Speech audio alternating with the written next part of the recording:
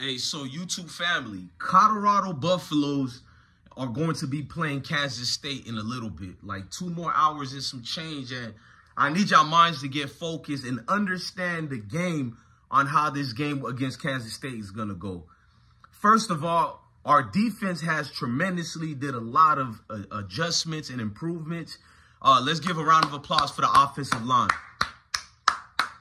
Offensive line has been playing well. Like Seton, he gets a little couple of flags thrown at him, and I seen the coach call that out a little bit. But Seton was the first one to call it out, to be a freshman and understand you got to get better as far as knowing when to let go. I have no issues with that.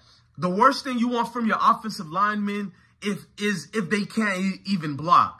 Now, if you can limit the penalties and the flags from your offensive linemen, I can deal with 1 or 2. Especially if it's not something crucial to cost us. You know what I mean? Because Seton been improving, making sure Shedeur doesn't get touched. But now let's fast forward. Kansas State. Leave Dylan Edwards out your mind. He's been having for the limited time that his hating coach been giving Dylan Edwards, Chris Kyman doesn't like Dylan Edwards at all. It's clear as day that he used Dylan Edwards as a token piece. But I've seen something that one of my supporters, you guys, told me in the comments, it might be probably so, where Chris Kyman wanted to hurt Colorado football by making sure he kept a piece from them away because he doesn't utilize Dylan Edwards. But let's not be mistaken. Us Colorado fans, we know Dylan Edwards can toke the ball. If he has a chance to run down that scrimmage, bro, he's gonna average 17 yards a carry type of ish. You feel me? But the thing about Dylan Edwards is we don't need to worry about him at all because his coach doesn't utilize him. Who we have to worry about is Kansas State's running back, DJ Giddens. We got to worry about Avery Johnson. They got a young freshman, Joe Jackson from Haines City, Florida. He's doing well too, and he outperformed Dylan in the last game. So it's like Kansas State is a team that only has running backs. They got a scrub quarterback in Avery Johnson. I think I just messed it up. I mean, Avery Johnson, their quarterback, is one of their top leading runners that is on the team. But him as a quarterback, I don't look at him good as a quarterback. Now, he can be a running back as far as a dual threat on that part because he can toke the ball as well. Avery Johnson is good at running, but I do not fear him with our secondary. Our secondary made adjustment as well, but if we play a top-notch caliber quarterback, we can get in trouble. But we learned how to limit it. When we played against KJ Jefferson and UCF, we made so much adjustments to the point KJ only had to rely on what made him hot in the NCAA, which is being a dual threat quarterback. So dual threat quarterbacks can give us a problem, but it won't mean anything if we can shut down their receivers. So I feel like if Avery Johnson is going to be utilized as a dual threat and just run the ball only, we won. Mission accomplished. Because his passing abilities is trash. So that tells me it got shut down again. Now, fast forward. Kansas State is a dangerous team because of their running game. But we've identified who we are. The chemistry them boys have built up already. This is week number 6, guys. I'm pretty sure they've come into play. Hang on, I'm going to put this a little bit higher. My bad, y'all. You feel me? I just want to put this a little bit higher. Somebody's like, bro, you said you feel me a lot. I know, bro. It's just how I speak, but it's cool. So to see Dylan Edwards to be part of this team, it's like, why not stay in Colorado where you could have been one of the blueprints? To be at Kansas State and you're just another guy that's not even really contributing as you thought you would. Because you left Colorado for the reasons that you don't like what's going on in Kansas right now. I'm confused by that. The things you left Colorado for is what Dylan Edwards is going through over there with them boys at Kansas State. Now, Chris Kyman is not a scrub coach. Just because I say he underutilized Dylan Edwards, it doesn't mean he's not a good coach. For the last 3 years, he's been consistent. They had a quarterback by the name of Will Howard. Most of you guys know him for Ohio State now. But we've seen a lot of the top 25 teams not be playing well. But Chris Kyman is a great coach. I'm not no hater, but I'm telling you what it is. He doesn't realize who his main pieces are as far as a Dylan Edwards, what you can utilize him. Like, the only time he uses Dylan Edwards if they're underscored by a lot. You feel me? I mean, overscored by a lot. And if they look like the game might be going left, then he'll use Dylan Edwards, meaning that if we're playing good against Kansas State today, how you know we're playing good against Kansas State? If you see Dylan Edwards touch the ball a lot. If he touches the ball, it means the coaches gave up on the other running backs and like, Dylan, get in the game. You feel me? Just being honest with you.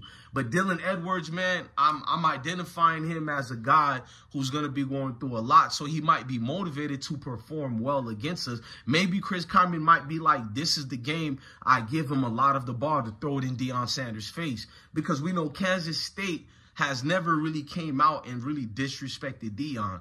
UCF didn't. Even Baylor coach didn't really disrespect us like that at all. Some of the players did a little bit too much during the game, but it's competitive. I can live with that.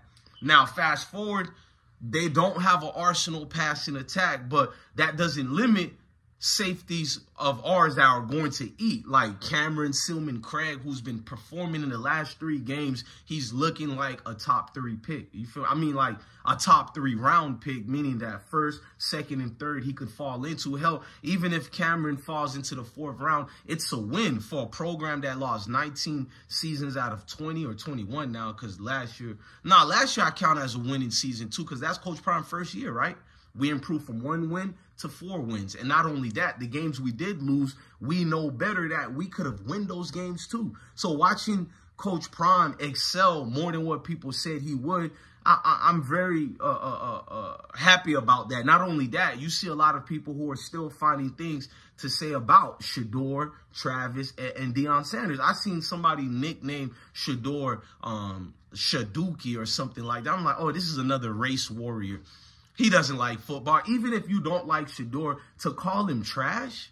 Who says that about anybody anyways to begin with? You know what I mean? I thought to be underperforming, you would have to be trash. Shedeur has checked the spots in all the right places. You've seen Al Davis, Mark Davis or Al Davis, whatever the son is for the Raiders franchise. You've seen him at I think it was a basketball game, if I'm not mistaken, Shedeur was at, and they had a strong conversation. And you seen the Raiders owner telling that young man, we've been watching you. He basically said, we need you without saying it, because that's against the rules. You can't just say it like that. But we know behind the scenes what's going on. We know these owners, all this money and investment going into a quarterback or any player. You mean to tell me they're not having conversations with said so player prior to the draft coming up? Then you're out your mind, bro. It's been going on since the beginning. So let's not hear no fake outrage. But Shedeur is definitely going to be a top 3 pick in the NFL draft. Those GMs and owners are drooling off of Shedeur. Tupac Shedeur, that is. And it makes me feel good. So in this game, I think Tupac Shedeur should have about 380 to 400 and something yards passing. Yeah. I really like, it's what he's been averaging against some of the best defenses and best teams. So I don't see anything stopping with a scrub defense like Kansas State. They have no real defense. They've been getting obliterated by most of the weakest offense you can see. Tulane has a weak offense, but they look like, in fact, their quarterback looked like a Heisman winner against them. And then the game that they lost 38-9, I mean, the defense is horrible, horrendous. So seeing Kansas State coming against us, there are factors that can, you know, cause us to lose. But if we stick to who we are, and I know it sounds cliche what I'm saying, but no, I'm serious. As a guy, you guys all know I've been watching these teams, especially Kansas State, nonstop. All their games they played this year. So I'm here to tell y'all, if our boys play, our young men play well and continue the intestinal fortitudes that they've been showing throughout the entire early college football season, we should come out victorious. I predict Colorado 32-17. That's my prediction. Y'all let me know in the comment sections how you feel about this game. Get ready for the game for me. Let me know, should I go live and preview the game with you? Not preview, but do live, you know, updates of the game while it's going on. Let me know, man, in the comment section. I'm your guy, DJ Bless One, the best one. Love your family, love your kids, and definitely, truly, indeed, stay blessed. Peace, y'all.